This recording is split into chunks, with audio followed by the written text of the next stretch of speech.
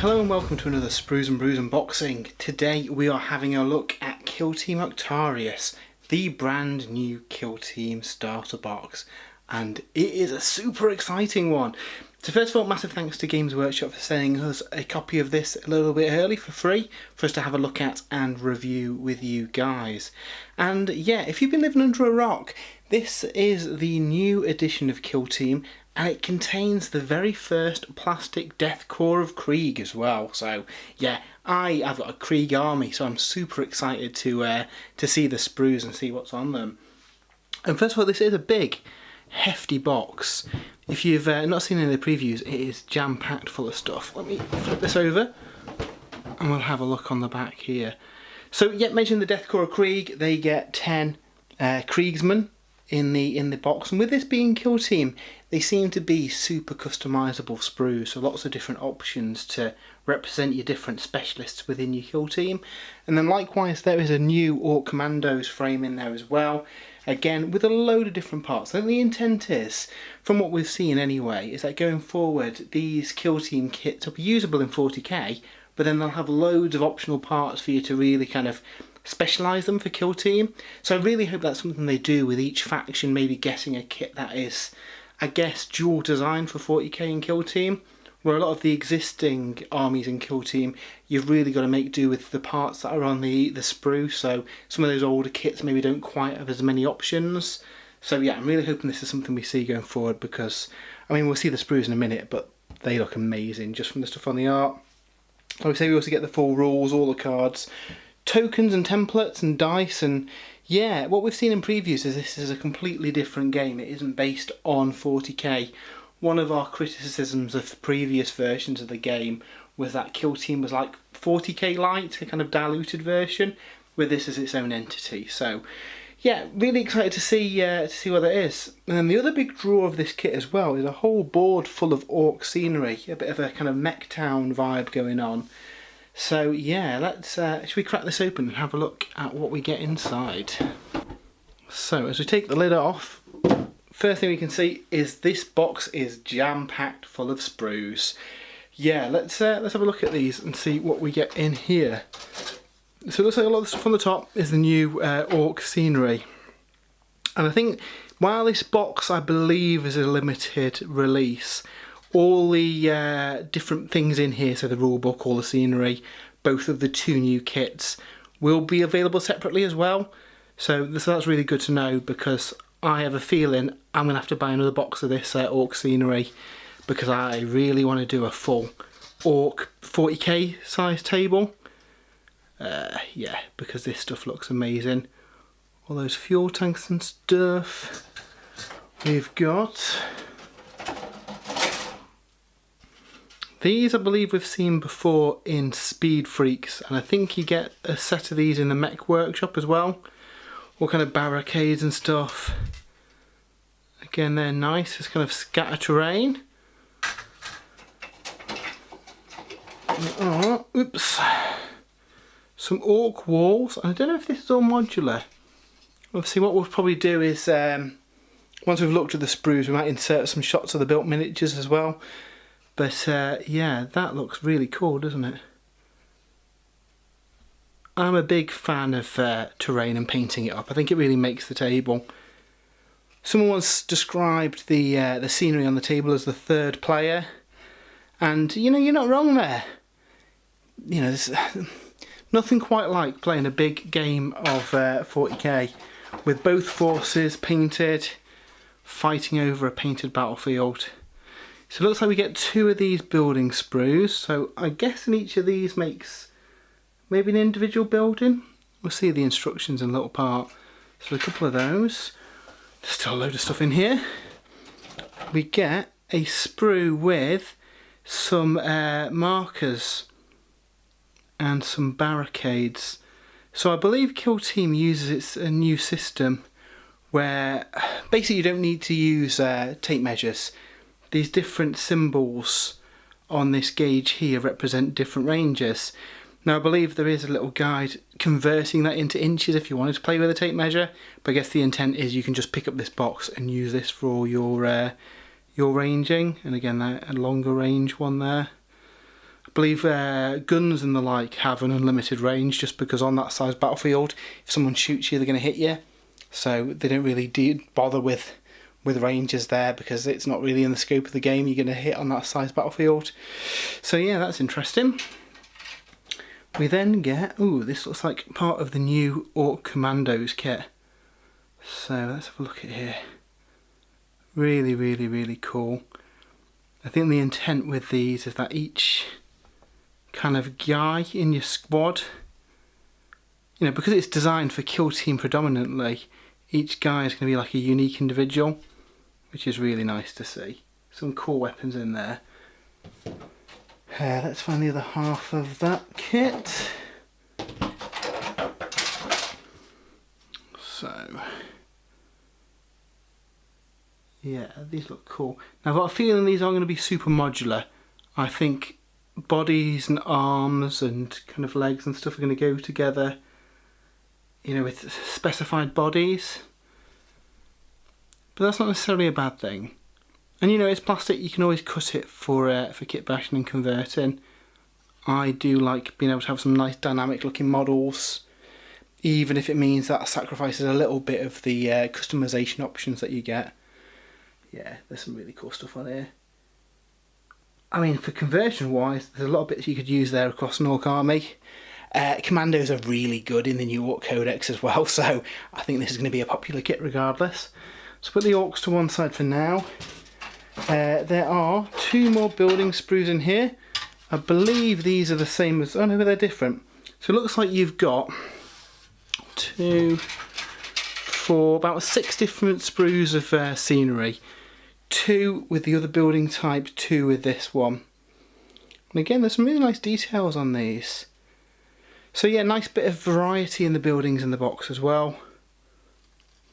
Yeah, I like that, that's cool. And I don't know if these are walkways maybe, or they just slot into this building. We'll see in a little bit as we put them together. But yeah, they look really nice. I'm looking forward to building my own Orc shantytown. So there's one more kit in the box, and that is the new Death Korps of Krieg. So let's have a look. Now obviously the Death Korps of Krieg have been a super popular regiment for 40k, but they've always been a Forge World kit. I've got some of the, in fact, if we grab one that's to hand, some of the old resin Death Korps. And while they're really nice models, obviously the Forge World kits are not super accessible. You can't just pick one up at a store, so being able to just, you know, go out and buy a box of Kriegsmen is really cool. So how are these split up? I'm intrigued. Because obviously there are going to be more parts than the Forge World ones are. And there's lots of weapon options, more so than you'd get in a standard Krieg sprue as well. I think there's 3 different Krieg sets that they sell, like infantry wise, and they come with fixed special weapon options. I believe this one comes with all your different weapon options on there. So if you are building it for Kill Team and building all these different specialists, you could potentially drop these into your different units to give them different, you know, weapon choices for your existing guys. Yeah, they're really cool. There's some hammers on there. We've got some shovels on there. Yeah, that's really nice. And then we've got another kit sprue here. Again with some more weapon options. Some more shovels. Yeah, these are really, really good. Krieg, I think a lot of people have been waiting for a Krieg kit for a long time, and yeah, I don't think they're going to be disappointed by here. I hope this is a precursor for a full Death Korps of Krieg range. You know, Death Riders, maybe Centaur transports. That would be a cool little wave. Obviously you want a command squad as well, which you can't build from this frame, so I really hope the next Astra Militarum book is very Krieg focused, with this kit coming out separately with that, a command squad, a tank and Death Riders or something. I think that'd be really, really nice. Heavy weapons teams maybe. You know, even the kind of siege artillery and stuff, there's lots of stuff from Forge World they could slot over. I don't think they'll move everything over, and obviously realistically, you're probably talking maybe 4 kits max for a kind of supporting release for a codex, but definitely the hope is there for a Krieg range, so yeah, really, really like them. So, that's half the box emptied already. So if we open this up, and we'll have a look what paper materials are in here. So we have bases for all the models. We get some quite nice orange dice. Quite like those, they're really cool. We get some packs of cards. We'll open those up in a second and see what's in those. The rule book. So yeah, okay. Looks like we get the core rule book and then a supplemental book for Octarius, and then all the instructions in the back here. So we'll open that in a second and see what's in there. We get a playing surface. This looks very similar to the one that was in Speed Freaks. So we'll open up that and have a look at it. And then finally in the box there are some transfer sheets. Now these look like new transfer sheets to me. So we've got an Orc one covering all the Orc clans. Yeah, it looks like all the main Orc clans are represented there. So that's really cool. I wonder if this is a new Orc transfer sheet that's going to be included with the new Orc boy kits maybe. So that's cool. And a Death Korps of Krieg transfer sheet. Now this interests me. I wonder if I can order some of these from somewhere, because there's been a distinct lack of Krieg transfers. So I might be able to use some of these on my existing vehicles and stuff. I like we've got like you know, minefields and all sorts there. What have we got here? Yeah, trench and minefield markings. Infantry markings and vehicle markings on there. So again, suggests that we may get a few Krieg boxes. You know, if there's a vehicle section, obviously, you know, you can use Lehman Russes and Chimeras and stuff, but I do hope we get a unique vehicle, so that's cool. Right, should we have a look at some of this stuff and see what is in there? So yeah, here's all the paper-based stuff out of the box. You get a sheet of tokens. Now, I imagine that you'll probably be able to get these separately, but you want these for displaying statuses and stuff during the game, so that is included in there. We say we also get 2 packs of cards. These look to be objectives and the like. Again, later in the video we'll have a look at the actual rule book and see all the kind of stuff that interacts in there, but there's 2 sets of those. I don't know if they're the same ones or they're different. What have we got in the back of here? Yeah, various cards for use in the game. Again, I imagine you'll probably need these to play the new edition of Kill Team. Once this box is gone, I imagine they probably will do a little bit of a kind of starter pack with the rule book, the cards and the tokens. I believe in the previous edition of Kill Team they had the really good kind of intro box with all the scenery, and then there was a smaller kind of starter set. We also get the board. Now it does look like it might actually be a different design than the one in Speed Freak, so that's cool. Obviously it's a much smaller playing surface than full games of 40k, and all these boards are the same dimension, so you can put multiple ones together to make a 40k size board as well, so that's really good. Next we've got the instruction manual, so we'll have a quick flick through here. So looking through this, those 2 new kits have got a load of options. However, one thing to bear in mind when building them, certain models can be built as specific things. So for example, your sergeant could alternately be built as a confident veteran or a trooper veteran. They're all different, I guess, unit choices in your Krieg. Likewise, this second model can be built as a demolition veteran or a sniper. So you're not going to be able to build both of those out of the same box. Now there's a few models where the variant is in multiple places to build it in different poses. For example, the heavy weapons, there's a few different models that can take those. To get all the different varieties of unit type, you're probably going to need 2 sets of the Krieg sprue to do it. I mean, I'll be picking up multiples anyway to flesh out my Death Korps army, but yeah, you're going to have to decide which loadouts that you want, so you're probably going to want to read up on the rules if you've only got 1 set and kind of decide which ones you want to go for. Likewise down here, the spotter can be built as the medic.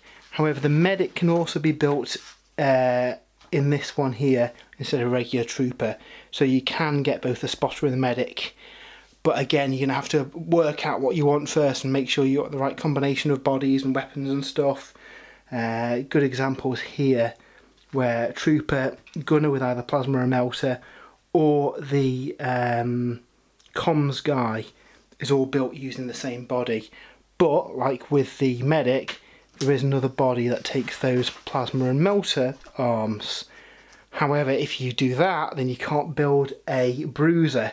So yeah, you're really going to want to work out which of these different varieties that you're going to build.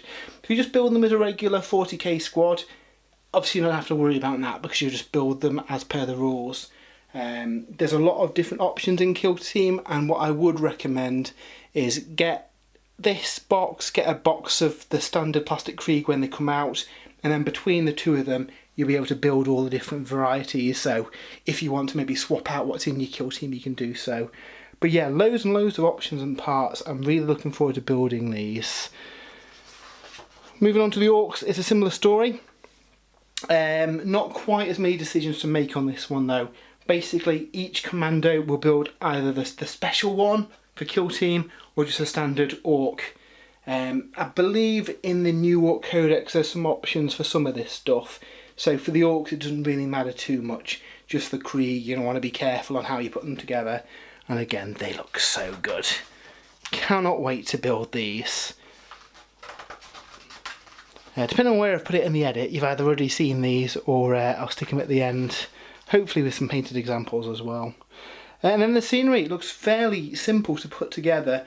Not many parts on them. Obviously you've got a couple of each of the sprues, so between them you'll have a nice assortment of different stuff. But yeah, they look really good and I can't wait to get them together. So I've had my hands on Kill Team for about a week now and I've managed to paint an awful lot of it. Didn't quite get the Orcs finished, but I don't think that's too bad going in a week.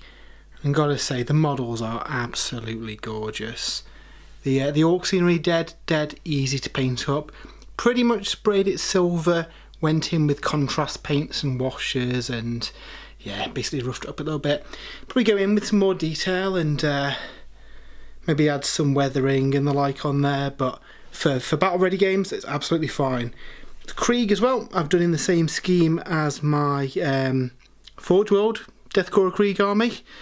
And yeah, the models are amazing. They are really, really good. I mean, honestly, there's not much between those and the Forge World models. If I grab one of the Forge World Death Korps of Krieg there, honestly, there's not too much difference in them. There's a few little stylistic things. So for example, the plastic ones have got shoulder guards on both shoulders, the resin ones don't. Weapons very, very similar. The gas mask design slightly different, but you know, it's not a deal breaker. They've done a great job on these figures. And yeah, I've got high hopes if they do kind of an expanded plastic Death Korps of Krieg range with Death Riders and the like. That would be amazing.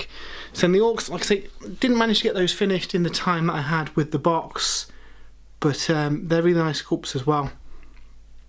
So I've just started putting some base colours down on these guys, but they're really, really characterful. I can see a lot of people picking these up because they're really good in the new Orc Codex as well. But yeah, they're really cool. So I believe all the kits in this box will be available separately in the future. Don't know when they are out. So obviously if you are keen on the contents of the box plus the book itself, I would recommend picking up the Kill Team Octarius box. So another thing I just want to point out on the buildings as well is that you get 4 separate buildings. However, with some really clever design work, they can actually go together in multiple ways. So you can lock any 2 buildings together to make a couple of smaller buildings, or you can put together 4 of the smaller buildings. Again, they all lock together to make a big building, and then the pump will actually fit over the void in the top, giving you a big Orc fortress. So yeah, I thought that was really cool. I'm looking forward to this kit coming out separately so I can make a massive Orc village. And then finally we get 2 volumes in here, the core rules for Kill Team and then an Octarius supplement that's packed in with this. So let's have a look at both of these in a bit of detail. So of the 2 books that you get in the box, first we'll look at the core book. This contains the core rules for the game. Apologies if the lighting's a bit funny here, this book is super glossy, but hopefully you can make it out. So we start off with a bit of background about Kill Team, what it is, and a bit of background about the 40k universe. So while this is it's set in the 40k universe, this is actually a completely different game. Now, previous editions of Kill Team felt to us a little bit like a watered down version of 40k. So it took the mechanisms of the game, it diluted it a little bit. It wasn't really its own distinct thing. Now in Kill Team, we see that's completely changed. This is now its own game with its own universe, which is really, really cool. I like that they've made it into its own thing. Makes something a bit more special. So obviously this might be the entry point for a lot of people into the 40k universe though. So the opening of the book, as you would imagine, goes through all the various factions, who they are, and kind of the concepts of kill teams and fire teams and that kind of stuff. So a lot of people, this will be, you know what all this stuff is. But for new players, obviously get all this information in there along with some gorgeous artwork. So onto the core rules themselves. The first thing to call out is the measuring system. So mentioned earlier, it does use a kind of symbol system for the different ranges in the game. However, they are all tied to distances. So if you want to, you can play with a tape measure. The big stick being 6 inches, and then 1, 2 and 3 inches for each facing of the small marker. There are actually markings on them as well, splitting them down into the different inch increments as well. Honestly though, I think the game's easier to play with these. There's no concept of range for weapons. Because you're on a relatively small battlefield, if someone can shoot you, they're in range. So there's no measuring out ranges for weapons. It's really just your movement and aura ranges and ranges within pieces of scenery. For that works absolutely fine.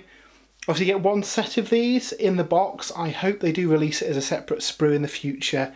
If only for the fact that you can then paint your markers to kind of match your army, which would be pretty cool. So we then go through the data card, and again it's quite a different layout than what you get in 40k, because you're dealing with a operative by operative combat rather than it's squads.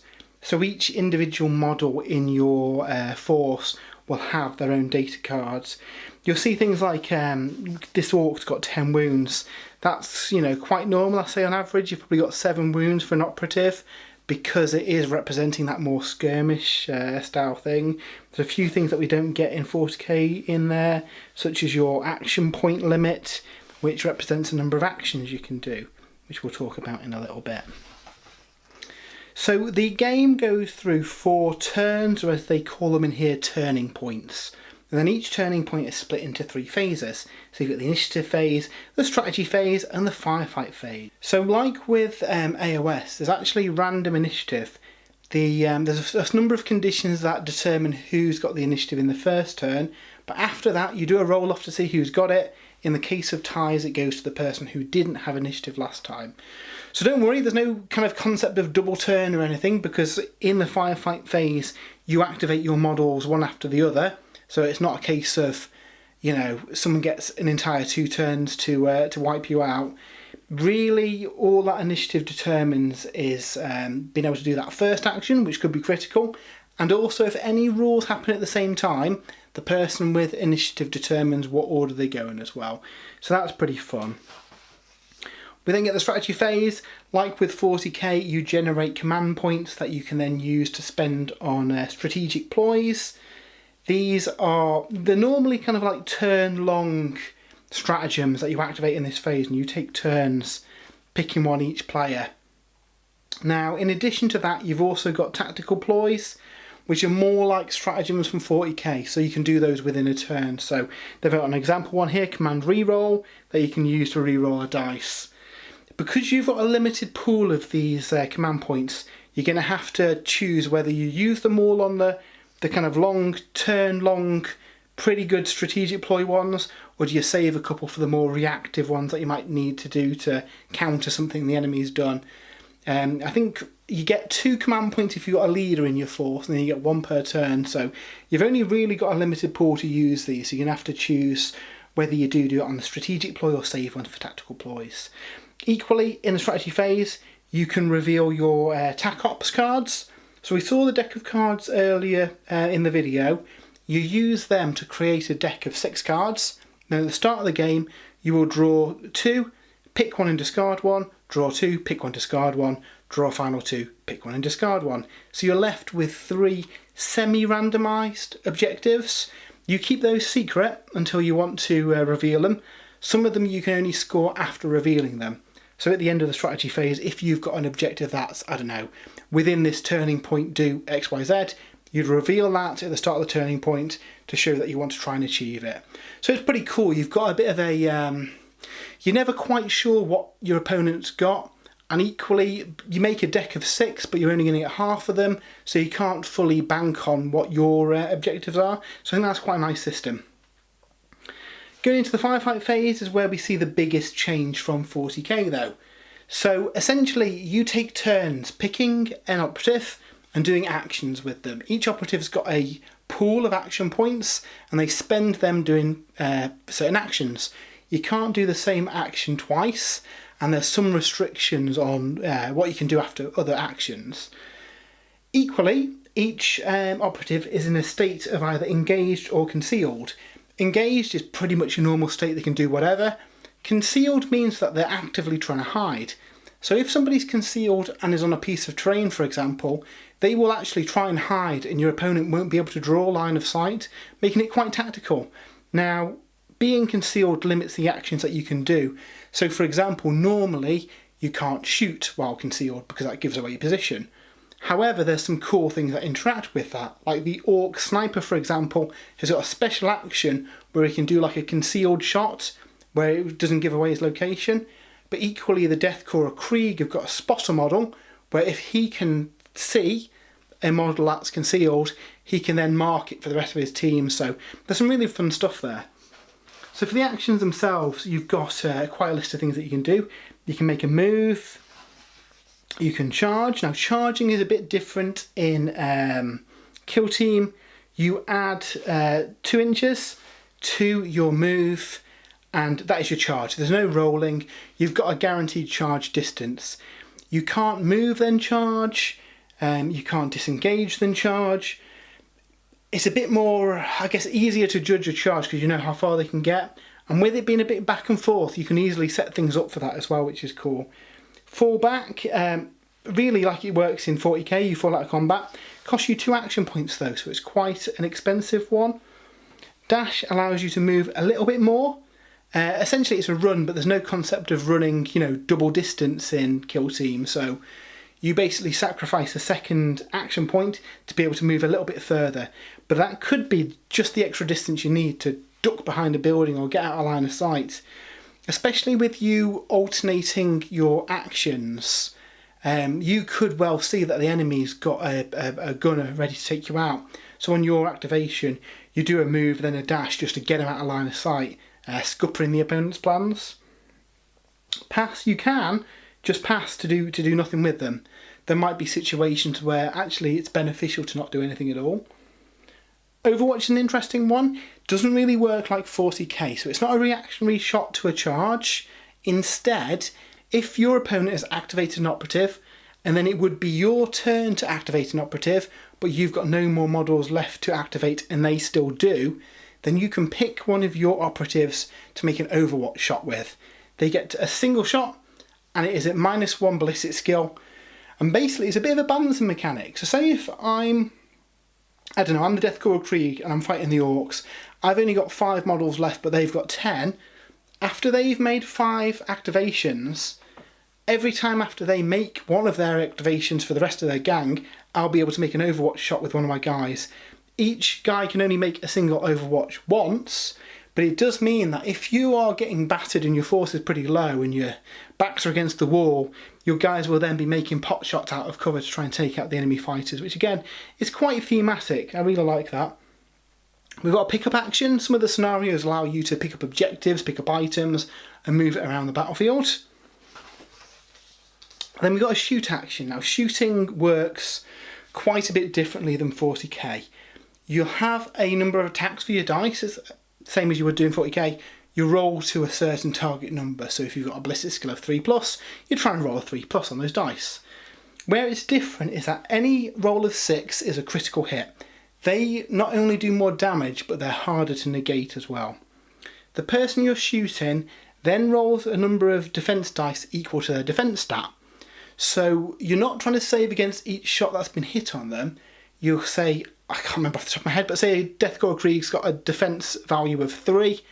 They would always roll 3 defense dice, regardless of how many times they've been shot. For each one that passes their save value, say if it's 5+, they can negate an incoming shot. They can spend 2 successful saves to negate a critical shot, or any saves they make of a 6 are critical saves, and they can use those to negate any critical shots or normal shots. So I really like that. It makes the save rolls quite exciting, because if you do get some of those precious 6s, you can stop some of that critical fire coming in. And equally for the attacker, it means that if you can get some of those lucky 6s, not only are they harder to stop, but they're going to do more damage when they go through as well. So yeah, really quite interesting that. Combat, close combat, is also different than that as well. So where in 40k, essentially you've got the same kind of rules for both shooting and combat. In Kill Team it's a little bit different. And there's kind of nods here to old editions of 40k as well. So both people fight simultaneously. They'll get a pool of dice based on their attack value. They'll be rolling for a certain hit target, like we saw earlier with the shooting. And again, any 6s are criticals. You gather together your pool of dice, so you'd separate out your 6s and your standard dice, and then the attacker would pick one of their successful dice to either do a strike, do some damage to the opposing player, or they can use that success to negate one of their opponent's dice. So say if I hit 3 times and my opponent hit once, and I'd attacked, I could use my first successful hit to negate their 1 attack value, meaning that they've got no dice to fight back with, and then the last 2 dice I could use to do damage. Equally though, if we both hit 3 times, I'd have to decide, do I want to just use my dice to stop their incoming damage, or do I just go all out and pour the damage on them? Adding a bit of a twist in that though is the 6s are criticals. You can only use a 6 to stop a 6. So yeah, it could be that you save your 6s to stop your criticals, to limit the damage coming through, and then use the rest of the dice to push attacks through to the opponent. So I really like that system. It kind of represents the 2 people fighting, parrying blows. It shows that, you know, armour is really no good when somebody punches you in the face with a power fist or something. So yeah, really cool. It also means that if you've got a poor defence value, you might, if you've got a decent attack stats, decent weapon, you might actually be better off in close combat than being shot at as well. So yeah, that's pretty fun. Wounds are a bit different as well, similar to 40k where you've got degrading weapon charts for vehicles and some characters. Because everybody's got a large pool of wounds, once you hit that halfway point, so say if you start with 8 and you end up on 4 wounds, you then reduce your movement, your weapon skill and your ballistic skill, just to represent that the guy's a bit wounded now and he's on his last legs, and it might be time to scarper. So again, pretty fun. And there's things like medics in various gangs that can heal them up and make them feel better. So yeah, pretty cool.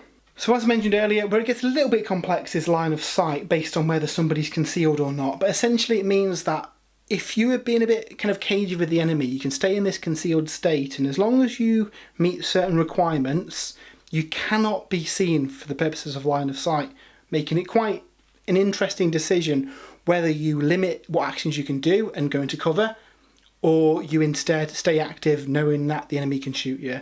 And again, the fact that you're alternating these actions as well makes that quite an important decision. We then get rules about kill zones and terrain, and there's a little bit of a complexity here, not overly so, but some interesting things.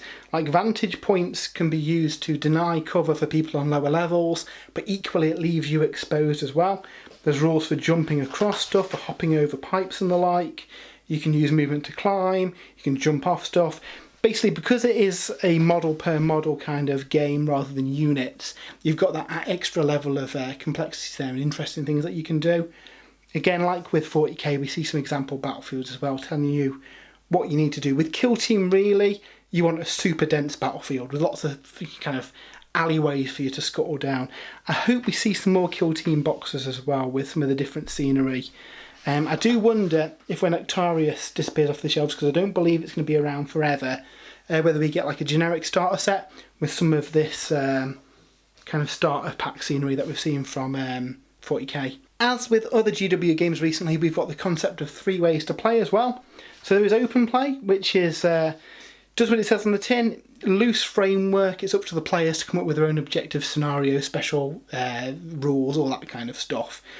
Basically, just gives you the kind of the framework of the mission and what you need to do, and then you fill in the rest. So if you want to make your own scenarios, or you just want to kind of throw down some stuff and have your own fun games and make up the rules as you go along, that's really cool.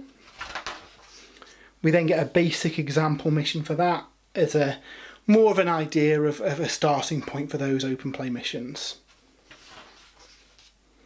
Next up we've got match play, and this is tournament play, and for 40k and AOS, a lot of people would argue this is the kind of default state of the game. For Kill Team, I'd argue really narrative's the best way to play it.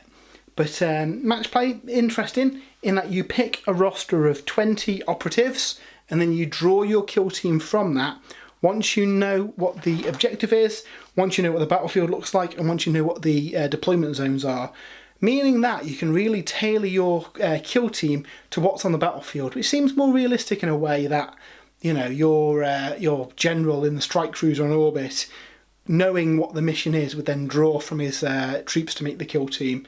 So that's quite fun. I think Infinity does something similar where you draw your team from a pool of models that you own. So yeah, quite like that. For the kill teams themselves, there's no points as such, there's just restrictions. So it takes out the worry about min-maxing out for you, because it gives you those default options you can pick from, which is fun.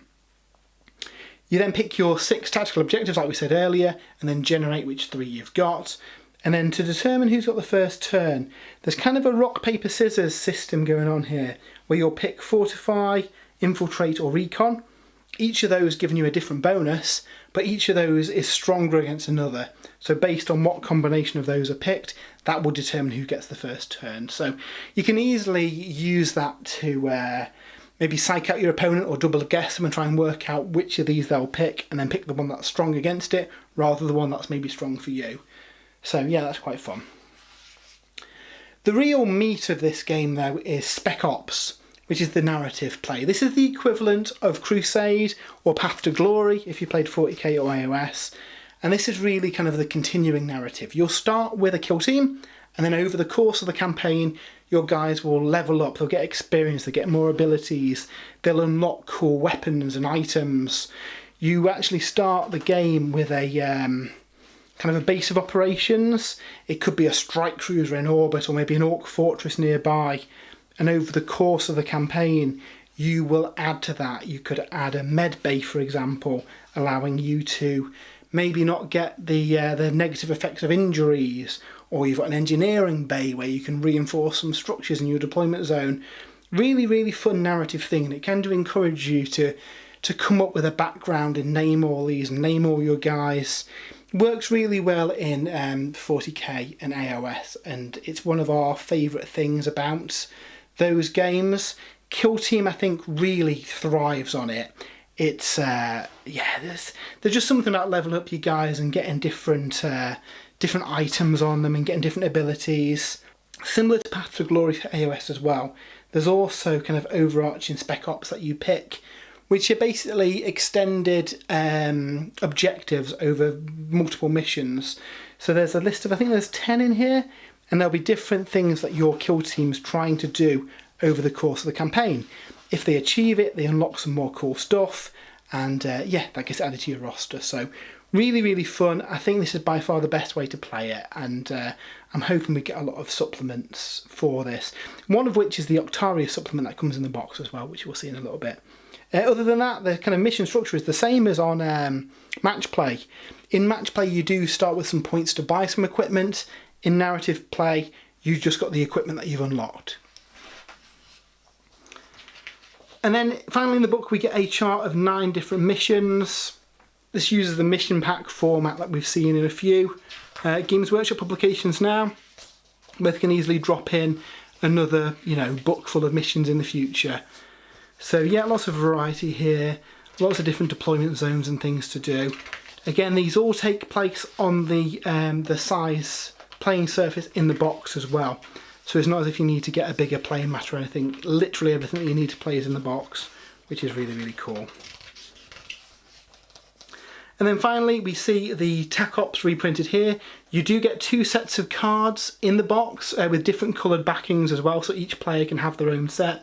If you don't, you've got a list here, but I think it is really more fun to use those cards because it's easier to randomise them during the game. And then yeah, full appendix in the back with all the kind of rules and stuff, and then some example data cards as well. So the other book that we get in the box is the Octarius supplement, and this is essentially a narrative supplement giving us the details around the kill zone that we're in the Octarius sector. So we get a little bit of lore on this, and I believe this is going to be the narrative thrust of the next few months of 40k as well. Essentially, way back when, Inquisitor Cryptman, he had a plan to neutralise both the Orcs and the Tyranids by diverting a hive fleet into the path of some Orc planets. The logic being they destroy each other, the Imperium wins, everybody lives happily ever after. Unfortunately, what actually happened was that the Orcs, they get stronger when they fight, so they got bigger and stronger, and the Tyranids had an infinite supply of biomass to eat through. So all Cryptman managed to achieve was make the Orcs and the Tyranids even stronger. So the Imperium's been sent to this sector to kind of scope out what's going on and sort it out. And this is where the Death Korps of Krieg in the box are featured. I do wonder if the Death Korps are going to have a focus in the next Astra Militarum book as the kind of poster boys for that one. You know, they're a really popular faction in the game, so now that they've got plastic kits, hopefully they're kind of fully embedded within the codex, but we'll see. Hopefully over the Octarius storyline we see a new Astra Militarum book. Like we've seen with other Kill Team books in the past, we get some cool charts to roll up some names and background for each of the operatives. And then essentially this works like a codex of sorts for both the factions in the box. So you get information about the Orcs and the Death Korps, a load of background and supplemental information, which is really cool, along with colour pictures of all the models in the box. And then we get the army lists. So we've got the Veteran Guardsmen, which is what the Death Korps of Krieg represents. You get some unique TAC Ops. So mentioned earlier about the card decks. There's actually 3 cards in each deck labelled Faction TAC Op 1, 2 and 3. So you can choose to have these ones in there if you want to. You then get your army list. So this is how you construct your kill teams. Essentially, this says you get 10 guys out of this combination, with some restrictions on what can only be picked, you know, once. So here it says that troop veterans can be selected up to 9 times, and each other operative above can be selected once. I believe there's more than 10 different operatives there, so you can have a mix of different units. And obviously in your kind of narrative campaigns, you could add some of the guys that you haven't got to have a more varied force, which is fun. The Death Korps also get to take 2 ancillary supports as well. So this could be another 4 troopers, they can have some barrages, strafing runs, all sorts of fun stuff that they can add in. So again, gives them a bit of a mixture. We then get some new abilities and strategic ploys and tactical ploys. Again, if you think a codex is the same sort of thing, basically additional information to expand what the army can do. And then we get the profiles of all the various options of operatives you can have. I'd have liked to have seen data cards for these because I think they would have been quite useful for the for Kill Team, and I do wonder if that's something they're going to release in the future, because you are going to have a little bit of flicking back and forth where it would have been nice to have I mean, even if they bring out a blank card pack that you can fill in for each guy and then track their experience and stuff on, that would be a nice thing to have. And then likewise we get the same for the Orcs as well. Details of the Kill Team, strategic ploys and all the guys. And again at the end of here we get their kind of unique stuff, unique equipment, unique special rules, all that kind of stuff. So that's really fun. We then get rules for the scenery in the box. Basically tells us what scenery rules they've got to make things, you know, dead straightforward. There's no disagreement about what piece of scenery does what. And then we get another mission pack of 9 missions. So out of the Octarius box, you actually get a total of 18 different missions that you can play through. These ones actually specifies where to put the scenery as well. So I'd argue if you're playing out of this box, follow these maps and it'll tell you exactly how to set them up, which is really cool, just using the content of the box. And then maybe if you've got other scenery in your collection, or you pick up, I assume they're going to release some other Kill Zone boxes that have, you know, scenery loadouts and different maps and the like. So yeah, a lot of variety there with the 18 missions in the box. And then finally, again, we get some example sheets for recording your forces. So that was a look at the new Kill Team Octarius set from Games Workshop. Gotta say, I'm really, really impressed with this box. Not only is it a big old box containing a load of scenery, you also get some ace new models for the Death Korps of Krieg and the Orcs, and the new Kill Team rulebook, and a kind of supplement book that comes with it as well. It looks a really, really good system. It's, you know, there's so many games that everybody wants to play and so little time to play it. Being able to do a small skirmish level game on a small footprint that you could maybe play on like a, you know, a dining room table, or, you know, Bugman's, you could potentially get this set up on a table and have a game with a couple of drinks and rattle through this pretty quickly compared to a full game of 40k. I think a lot of my gaming time is going to be dedicated to Kill Team. Obviously at the minute we're limited to really these two Kill Teams have got the most options and variety in there, where a lot of the other existing 40k armies maybe don't have the level of options and equipment. And I do hope that's something that Games Workshop do going forward, is maybe next time there's an Eldar release, they bring out a kit that in the back of their minds works for Kill Team by having lots of different options, so you can have 10 unique different looking guys that maybe have different rules within Kill Team but then still work as a unit for 40k. Hopefully that's the master plan. I imagine it probably will be. Likewise, I hope we see a return of the different Kill Zone boxes, giving us a battlefield in a box with a load of scenery in there and a board. And I imagine we're going to see some more supplemental stuff, such as Octarius, giving us different missions, different locations to play in. And that's really how they can bring out different rules for different armies that have come out since then as well. So yeah, Octarius is really, really cool. If you've played Kill Team before and were disappointed that it was like a watered down version of 40k, you definitely want to give this a go, because it is its own thing with some interesting combat mechanics, interesting way of activating your players, and a kind of hidden objective system where you're never quite sure what your opponent's going for. So yeah, really recommend it. Really, really fun. I can't wait to play some games with this. Hopefully, by the time you're watching this, tomorrow, we should be doing a live playthrough of Kill Team here on YouTube and on Twitch as well. So keep an eye out for that. If this has passed then, I've probably already linked it into here as well, and there'll be a button at the end of the video where you can watch it, hopefully.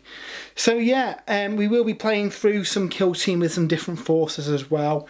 I think this is going to be a really fun one to play through the narrative and see how the armies grow as well. So yeah, hope you've enjoyed that video. Kill Team is up for pre-order very soon.